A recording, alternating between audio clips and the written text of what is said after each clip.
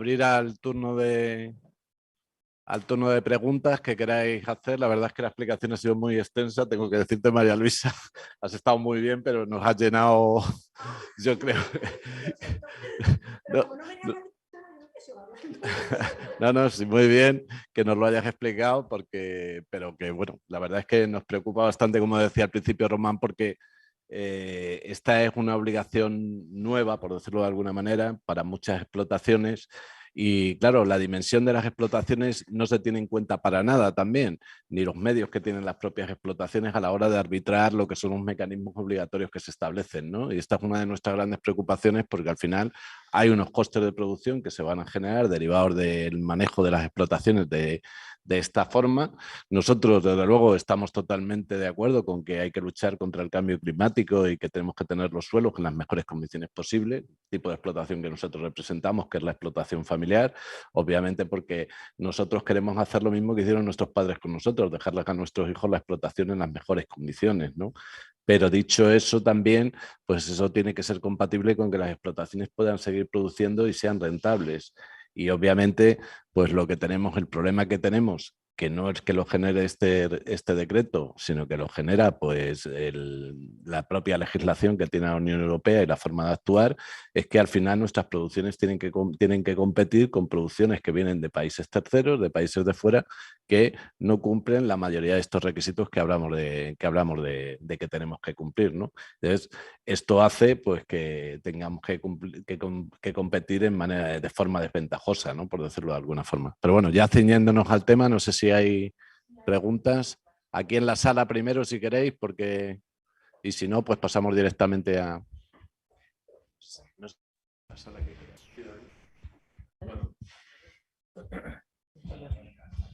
Más que una pregunta, y aprovechando que ya está, que hay bastante gente conectada, y también un poco para que lo sepáis vosotros desde el Ministerio, nosotros estamos haciendo una pequeña calculadora de nutrientes para ponerla a disposición de todos los agricultores, para intentar ayudarles a la cumplimentación del plan de abonado. Esperamos que a finales del mes que viene ya la tengamos totalmente en marcha.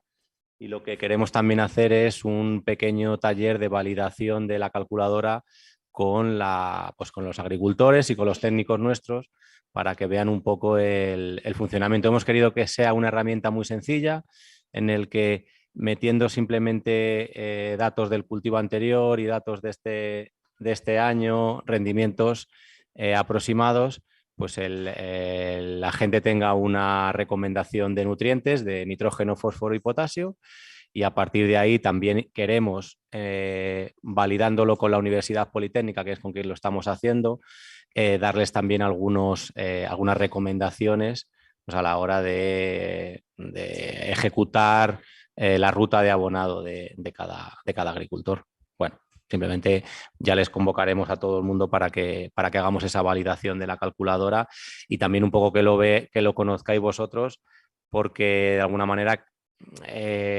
os solicitaremos que esté validada también por la Administración, porque en teoría cumple con los requisitos del anexo del Real Decreto. Bueno.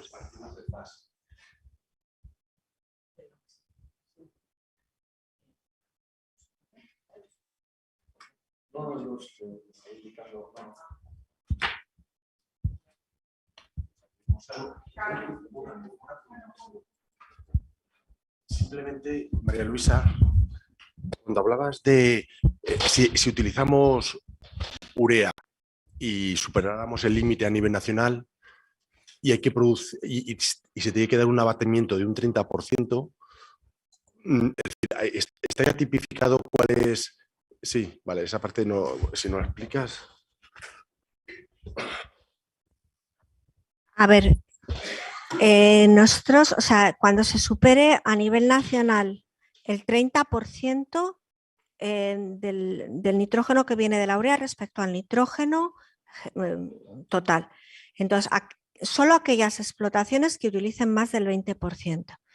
Entonces, ahí el IPCC, dentro de los sistemas de abatimiento que hay en el anexo 5, hay una serie de ellos que son superiores al 30%. Esos serían los que habría que utilizar.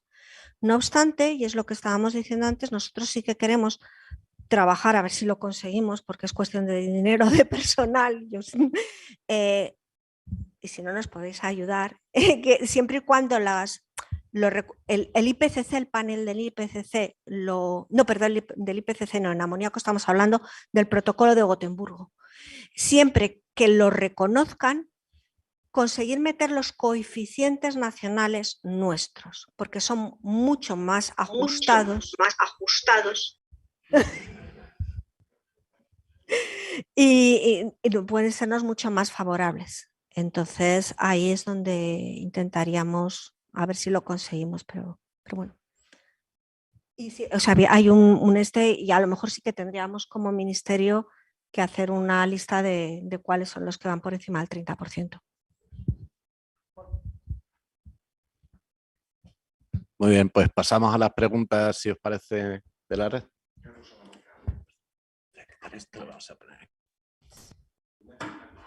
Carlos, cuando quieras. Sí, pues buenos días otra vez a todos. A ver, yo tengo dos cosas. Uno, enterrado de estiércoles y purines, porque aquí se habla de ellos y en alguna normativa se decía que los estiércoles, perdón, los purines no haría falta su enterrado, quiero que me lo aclaren. Y por otro lado también está el tema de la gestión de los cuadernos de campo, los cuadernos digitales. En todos los lados se dice que se va a tener que hacer todas las anotaciones en un mes. Imagino que desde el Ministerio sois consciente de que eso va a ser imposible. O sea, el que crea que los agricultores van a hacer cada uno su libro de su cuaderno de explotación, su cuaderno de campo, no es lógico, no es coherente. Nos va a tocar hacerlos a nosotros, asesores o quien sea. Imagino que sois conscientes que hacer un libro de eso supone hacer una PAC y empezar a hacer todas las anotaciones de tratamientos fitosanitarios abonados. Y quieren que todo eso lo hagamos en un mes. Si solamente la paz y haciéndola a los bancos, que esto los bancos no lo van a hacer, nos lleva 3 meses. ¿Y quieren que lo hagamos todo en un mes? Incluidas las anotaciones de abonados fitosanitarios y demás. ¿Cómo se va a hacer eso? Porque el que se crea que lo va a hacer el agricultor propiamente dicho, habrá unos pocos de ellos que ponemos un 10% que realmente tengan medios de preparación, no lo pueden hacer, y el otro 90%, ¿cómo lo hacemos? Porque vamos, en el mes de octubre yo no soy capaz con mi personal técnico de hacer la paz de todo el mundo y hacer todas las anotaciones. Entonces, no sé si habéis pensado en esto. La otra opción es que no hagamos ninguno y sancionen a todos. Muchas gracias, Carlos. Antes de darle la palabra, decir que hoy hablábamos del decreto de nutrientes de suelo, no hablábamos del cuaderno digital, aunque es verdad que va estrechamente ligado, ¿no?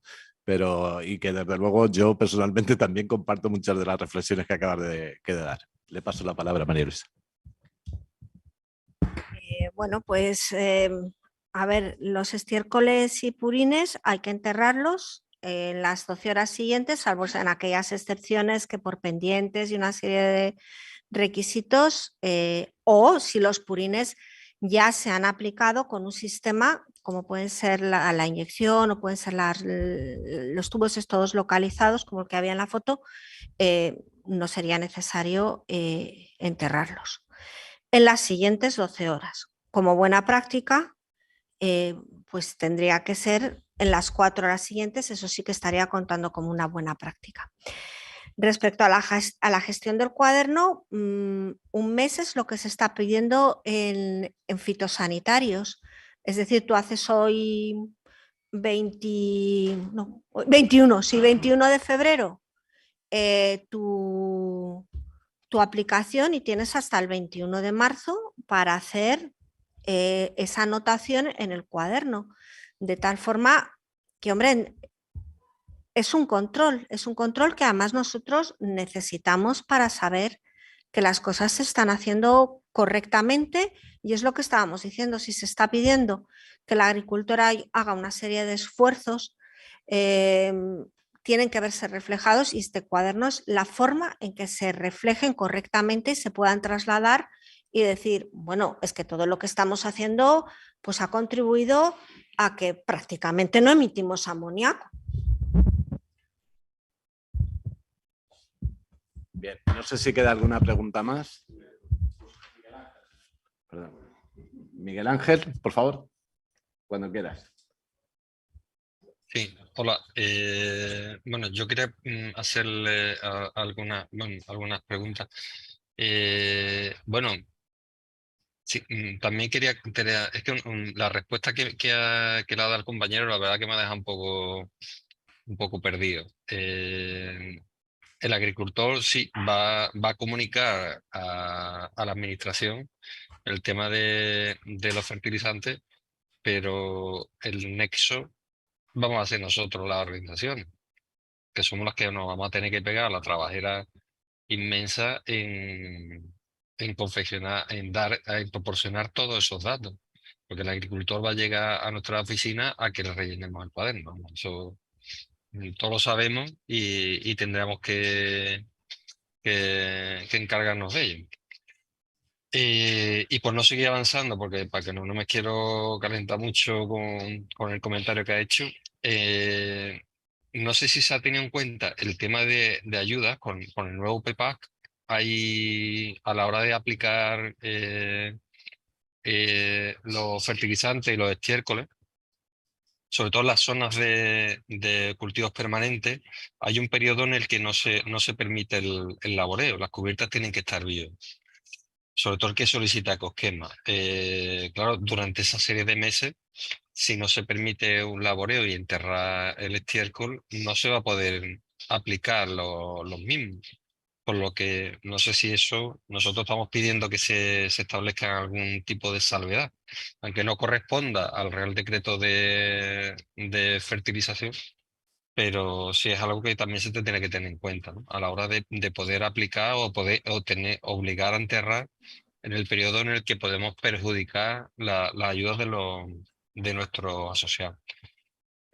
Luego otra cuestión que quería plantear, con el proyecto FA, yo sé que en algunas comunidades autónomas, por ejemplo en Andalucía, pues sí que se está trabajando en este proyecto para un poco interrelacionar muchos registros, mucha información que hay dispersa, de tenerla toda localizada para saber exactamente las características del suelo, las necesidades y lo que son las aplicaciones de fertilizantes. Escucho mucho el proyecto FA, pero no es algo que se esté dando mucha información del proyecto. Y quería saber y quería conocer algo más de este proyecto y que se dé un poquito de más divulgación del mismo.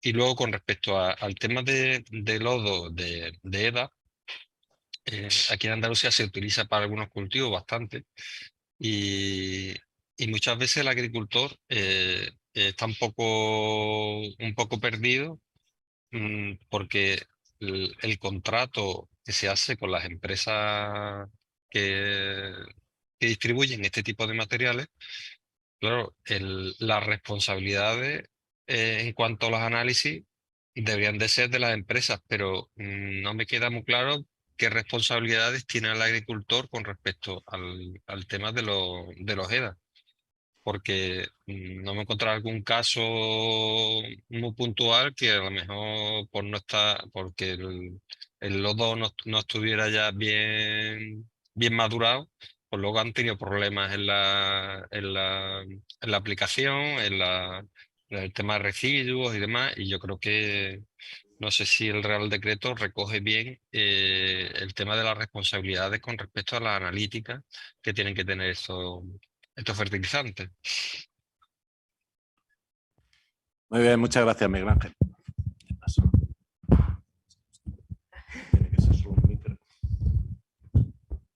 A ver, empezando por lo de los ecoesquemas, si yo no estoy equivocada, lo que se está prohibiendo es el laboreo en profundidad.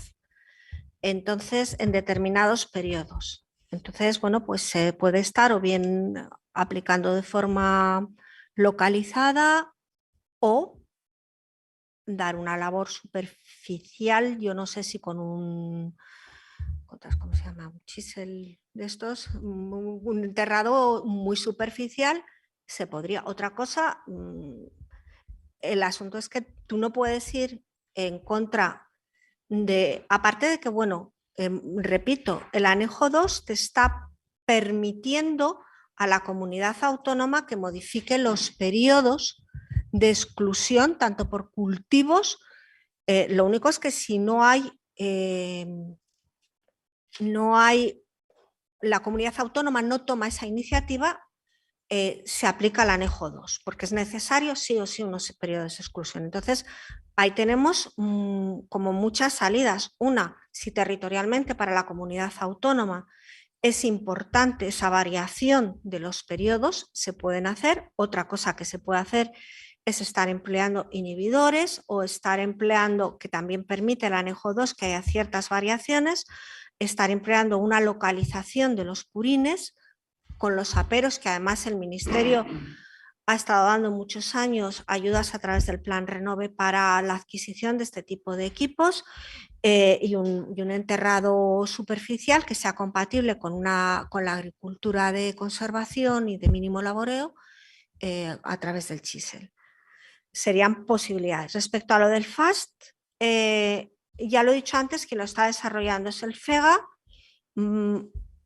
España, a través del FEGA y de, me parece que fue Andalucía y Castilla y León, estuvo participando de forma muy activa y organizó muchísimas reuniones en el proyecto que tuvo la comisión para desarrollarlo y ver todo esto.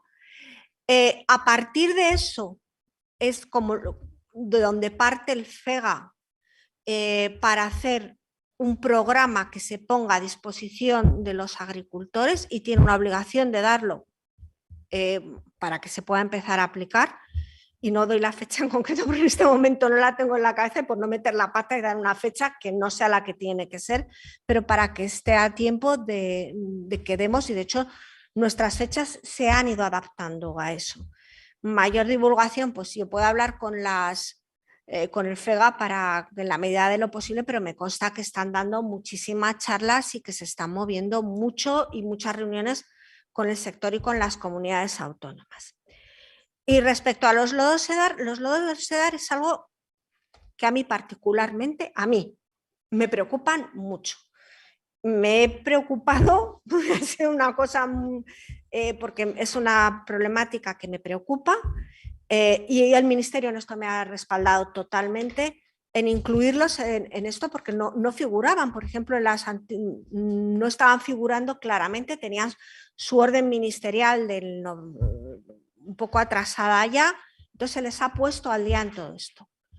Y yo creo que nosotros, los agricultores, tienen que ser muy conscientes de que cuando alguien les da gato por liebre, tienen que ir y decir: este señor me ha dado gato por liebre, a las autoridades competentes. Y si una empresa de lodos ha gestionado mal los lodos causando un perjuicio, pues habría que ir a las autoridades medioambientales de la comunidad autónoma y a las autoridades de agricultura y decirle: mire, esto ha pasado, para que los tengan en su radar, los metan en sus planes de control y se tome una acción, porque a mí me parece, y lo digo sinceramente, me parece que los lodos EDAR pueden ser un material valiosísimo, pero quizá es uno de los que tienen un extra de riesgo de los que estábamos hablando, con lo cual, yendo por delante, que me parece fantástico utilizarlos, pero hay que hacerlo con cuidado, como todo en este mundo,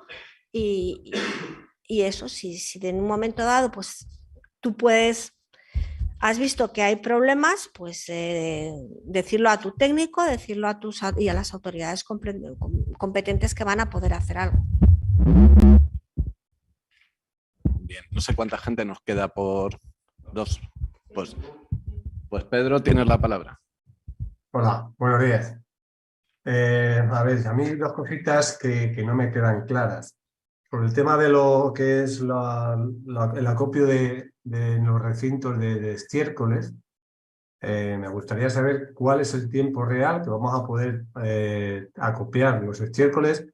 Y luego otra cuestión es el tiempo del enterrado de estos mismos o los purines, porque con 12 horas yo veo imposible que un agricultor, o en este caso un agricultor, pueda aplicar en 12 horas una superficie de, por ejemplo, de 20 hectáreas de estiércoles y en 12 horas poderlos taparlas. Cuando, por ejemplo, en mi zona podemos estar esparciendo estiércoles 5 días. En esos 5 días, si tenemos que estar cada 11 horas quitando y poniendo aperos, el tiempo que estamos perdiendo es inmenso. A mí esta medida me parece un poco exigente y no está muy bien pensada. Entonces, me gustaría que si se puede ampliar los plazos, sería bueno, tanto en el acopio como en el enterrado, porque es imposible. Y luego vamos a depender mucho de lo que es la climatología. Si el tiempo no nos va a dejar trabajar con los aperos en el campo, para hacer labores en seco, que vamos a hacer daño a nuestro terreno, es mejor quedarnos en casa y no hacer nada. Entonces ahí también creo que es un poco exigente la medida esta. Y luego hay otra cosita, que los agricultores en este caso somos meros intermediarios, no intermediarios, sino como entre las casas de fertilizantes y nosotros, los agricultores, son ellos los que vienen a nosotros y nos ofrecen el producto. Sus productos se suponen que son unos productos que están muy bien preparados para tratar y demás, pero no tenemos herramienta para que nos digan cómo estamos haciendo los apliques. Entonces, yo no sé si hay desde parte del ministerio es que tiene que hacer esa labor, son las casas de fertilizantes las que nos tienen que asesorar e informar de cómo está nuestro terreno o cómo está nuestro suelo. Porque me imagino que en este Real Decreto tendremos que hacer analítica los propios agricultores, que no sé si se ha hablado mucho en este aspecto de qué obligación tenemos en ese aspecto de tener que hacer la analítica a nuestro suelo para saber qué necesidad tienen de diferentes componentes, ¿no? Y entonces ahí pues también me gustaría saber qué se puede hacer. Y otra cuestión que está surgiendo ahora mucho es el tema de las bacterias para aplicar en nuestros cultivos bacterias que puedan aportar reducción de nitrógeno, que sean ellas las que tienen del nitrógeno. No sé cómo lo veis. Muchas gracias. Muchas gracias, Pedro. Pues muchas gracias. Empezando por el acopio de los estiércoles. A ver, acopio es una cosa y apilamiento es otra. Entonces, yo quiero dejar muy claro lo que es apilamiento, porque cuando me tocó revisar los comentarios que venían, es lo que he dicho antes. Muchas veces es que el estercolero se me ha quedado pequeño y lo saco a campo. Y hay un acopio, y quien dice estercolero también me pasaba con los lodosedar, que también venían cosas de vamos a dejar 6 meses. No. Cuando tanto el estiércol como la materia orgánica está al aire libre en sus pilas, está emitiendo un montón.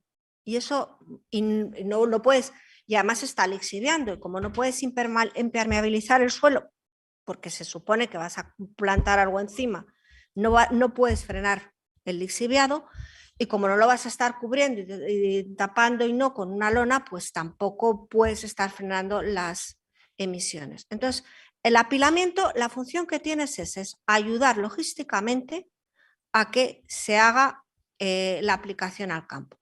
Entonces, es una aplicación, se ha dado un tiempo de 5 días. En caso de que haya lluvias, el último punto del artículo 9 dice: se exceptuará de esta obligación aquellos recintos cuyo acceso por la maquinaria quede imposibilitado por las lluvias hasta que cese esta circunstancia.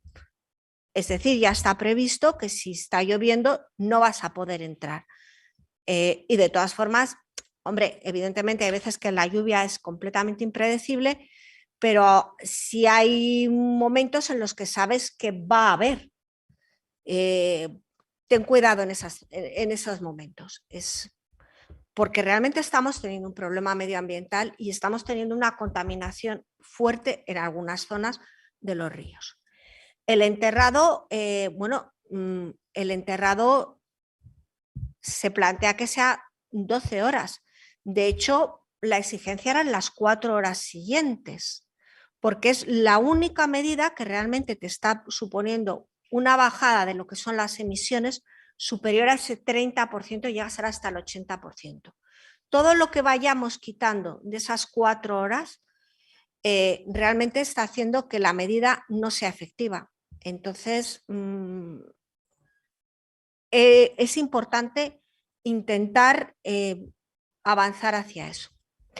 Respecto a las medidas de las análisis del suelo, se dice que salvo que en el caso de que vayas a aplicar lodos, y en ese caso también se ha rebajado la exigencia inicial, se hace que sea 1 año y luego hasta 5 años después no, no tienes o sea, el ideal sería que tú como agricultor hicieras una analítica de suelos y además si hablas con la gente de nitrógeno activo te dicen y una analítica al inicio de cada temporada y además no es muy cara porque te cuesta menos de 80 euros. O sea, no es una cosa que realmente te puede suponer una buena analítica en puntos muy bien seleccionados, un ahorro importante.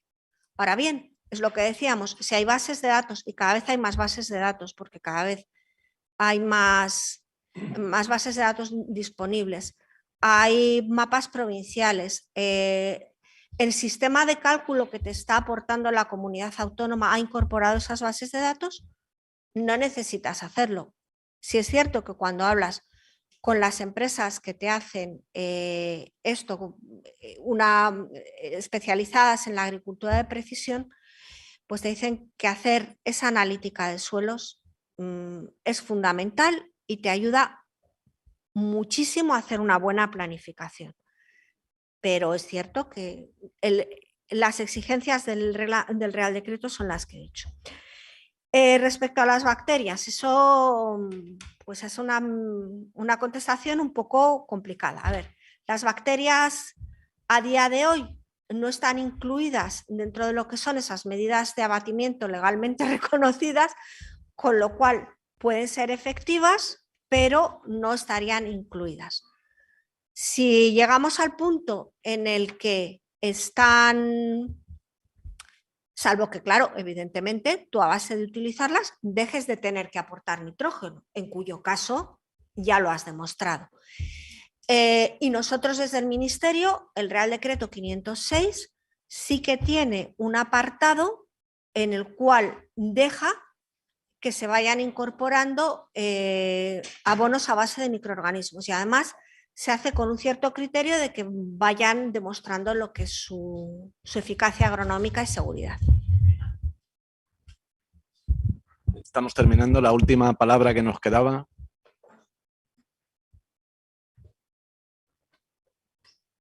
Hola, buenos días. Yo respecto a la prohibición del uso del abanico o el plato en la aplicación de los purines, bueno, un poco si sois conscientes desde el Ministerio de la realidad de algunas zonas.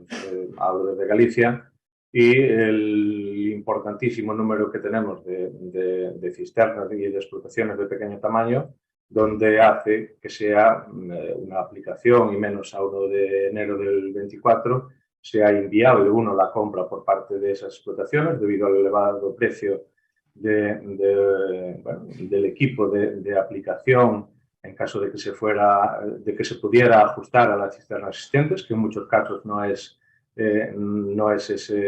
la circunstancia, sino que se tendría que adquirir nuevas cisternas, incluso nuevos tractores en algunos casos, y la propia imposibilidad de fabricación de todos los equipos que serían necesarios si eso entra definitivamente o eso se pone de forma obligatoria el 1 de enero del 2024, pues no hay manera de fabricar. A día de hoy tú pides un equipo y la tardanza pues ya se va más allá del 1 de enero del 24. Por lo tanto, y se están pidiendo de momento un número muy reducido debido a su elevado coste. Por lo tanto, bueno, yo creo que eso se va un poco fuera de los objetivos del propio Real Decreto que comentabas al principio, que no dejar a nadie atrás en los cambios propuestos. Pues aquí sí, con esta medida, pues queda gente atrás. Y yo no sé si, bueno, me imagino que tiene que haber otras alternativas que consigan el mismo resultado que la localización del purín, es decir, cubrir todas las fosas, tratamientos en fosa, pero que sean realmente viables para las propias explotaciones, porque si no, evidentemente esto es inaplicable, ¿no?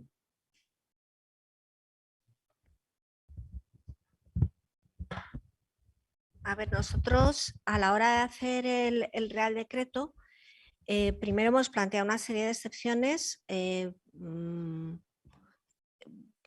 para la aplicación de estos, sobre todo en función de una pendiente elevada, pensando sobre todo, o sea, mayor del 10%, pensando sobre todo pues, en la cornisa cantábrica.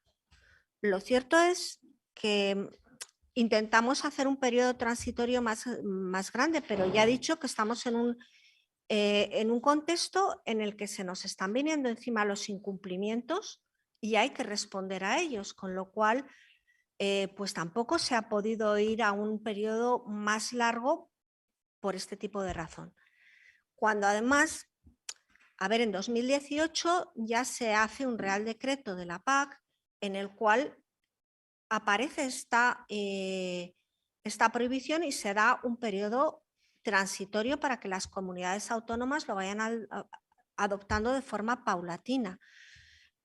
Se dan además una serie de ayudas para la adquisición de estos equipos de forma específica a través del Renove. El Ministerio ha hecho mucho esfuerzo y realmente nosotros estamos en una situación que por motivos de incumplimiento nos vemos obligados a coger ya el toro por los cuernos y actuar quizá más rápido de lo que nos gustaría, pero también es cierto que ha habido un periodo que no se ha terminado de aprovechar en la medida que a nosotros nos hubiera gustado y que preveíamos en el Real Decreto de 2018. Román. Sí, Román, sí. soy Pedro. Una cuestión que se me olvidaba. Sobre el régimen sancionador, ¿tenéis algo ya establecido por incumplimiento de alguna de estos tipos de medidas? ¿Tenéis algo ahí?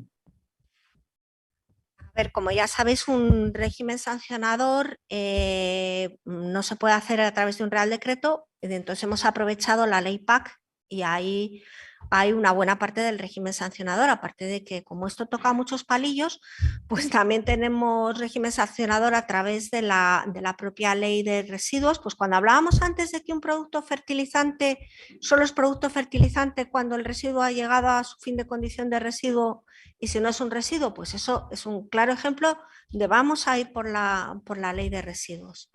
Pero vamos, fundamentalmente y sobre todo de cara a los agricultores, sería la ley de la PAC. Si hay más preguntas, está todo. Bueno, pues a mí se me queda algo que me gustaría, ahí sobre la marcha.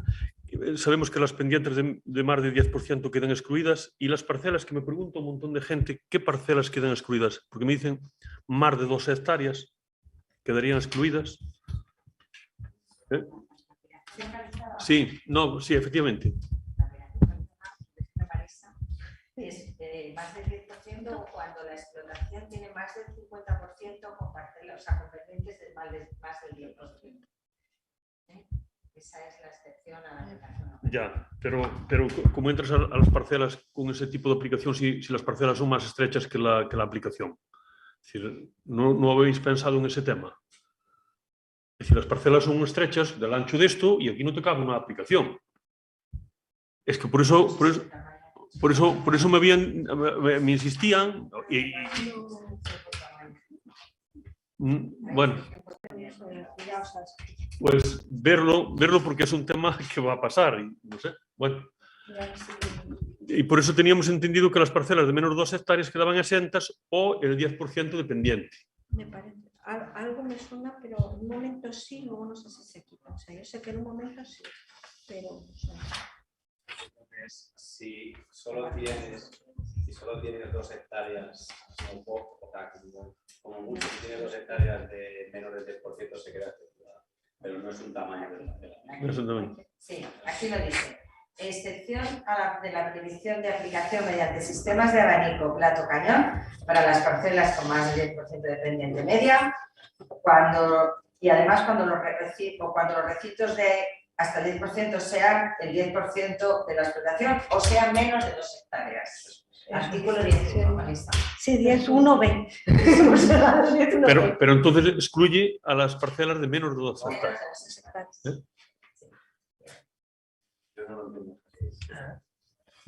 Yo tengo anotado. Sí, en la explotación entera, cuando los recintos con pendientes medias superiores al 10% supongan más... Ay, perdón. En la explotación entera, cuando los recintos con pendientes medias superiores al 10% supongan más de la mitad de la superficie total de la explotación, o cuando la superficie de los recintos con pendientes medias iguales o inferiores al 10% no supere las 2 hectáreas. Cuando el recinto es menor de 2 hectáreas, aunque no tenga ese 10%. Bueno, pues muchísimas gracias a Maura y a María Luisa. La verdad que creo que ha sido una jornada muy productiva porque por lo menos hemos podido saber algunas cosas más. Le hemos pedido, y se lo pediremos luego a la directora general, que necesitamos que el decreto, aunque ya está publicado, los decretos están publicados, pero que se mantengan abiertos porque algunas cuestiones nosotros tendremos que seguir aportando, porque como decía algún compañero, lo importante es que las granjas y las explotaciones familiares se sigan manteniendo. Lo dicho, muchísimas gracias y damos paso a la clausura.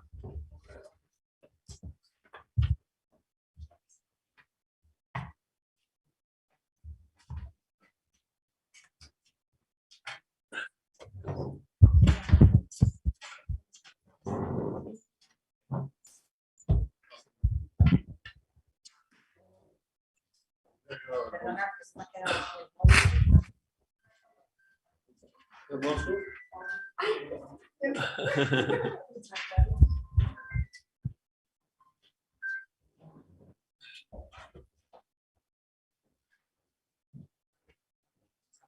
En silencio mayor.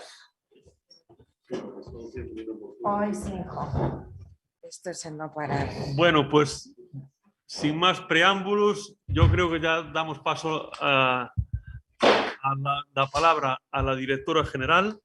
Directora, darte las gracias porque la verdad que hemos tenido una jornada muy interesante con tus compañeras y oye, yo creo que algo tendrás que comentarnos. Nosotros ya te hemos dicho por activa y por pasiva en múltiples ocasiones nuestras preocupaciones y oye, yo creo que algunas de ellas deben pensarse y si es posible tenerlas en cuenta. Así que tiene la palabra, directora. Bueno, pues muchísimas gracias. Bueno, por supuesto a Román, a UPA, a Lorenzo, a todos los compañeros por haber organizado esta jornada, que yo creo que es una excelente idea, y por habernos permitido compartir con todos vosotros, bien presencialmente ahora o bien a los que estáis en streaming, pues compartir yo creo que esta jornada tan completa, con 2 temas que son de enorme actualidad y de enorme importancia y entiendo que también de preocupación para los agricultores y para los ganaderos y por eso creo que es muy bueno. Agradecer por supuesto a Marisa y a Maura el que hayan venido aquí y el trabajo que han hecho porque estas normas son en buena parte fruto de su amplísimo conocimiento técnico también de lo que son estas 2 cuestiones y yo también quería decirlo públicamente. Bueno, desde el punto de vista, yo creo que son 2 temas que están muy bien escogidos. Cuando Román me lo planteó, dije, pues yo creo que efectivamente es muy oportuno. Es oportuno además porque llevamos trabajando con estas normas, el decreto de ordenación de vacuno casi 6 años, desde que empezamos a pensar en ello, y con el decreto de nutrición sostenible pues más de 4.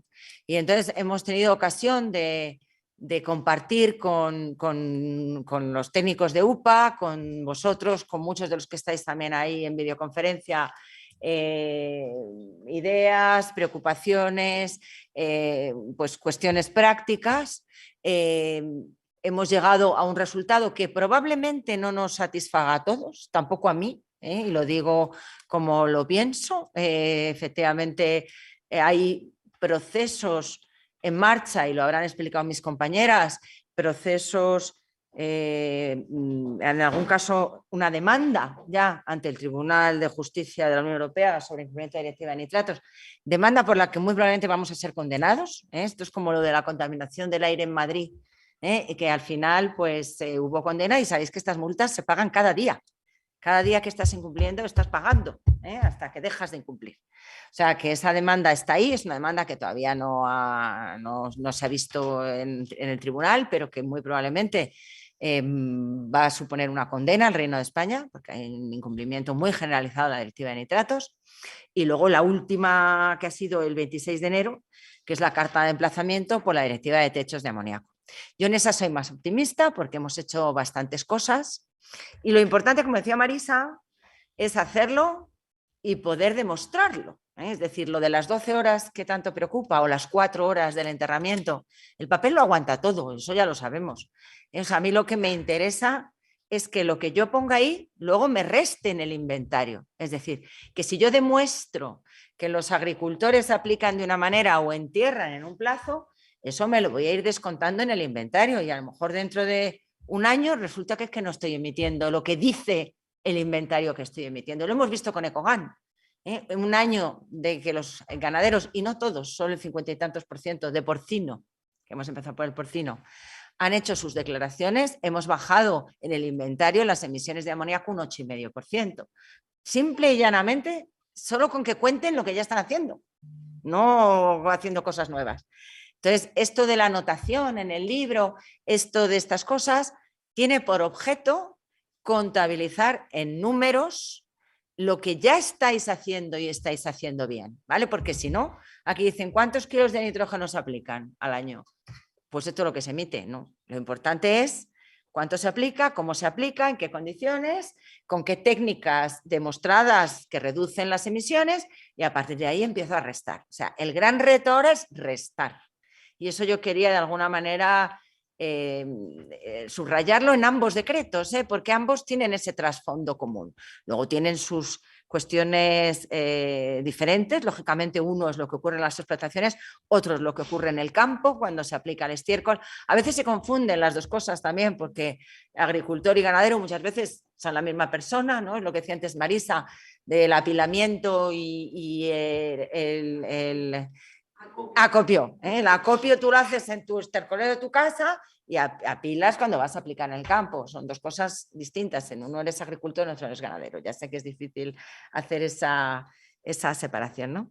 Pero bueno, yo sé, y creo que este año ha sido tan difícil, el año 22, que ha coincidido además la publicación de estos decretos en un momento en el que hemos hecho el plan de la PAC, los costes han estado altísimos, o sea, el sector lo ve y lo entiendo perfectamente. O sea, la empatía mía es total, en el sentido de que son nuevos costes, nuevas cargas. O sea, entiendo perfectamente que puede haber malestar, o que puede haber agobio o preocupación por el hecho de que todo, bueno, pues se ha producido en ese momento, ¿no? A mí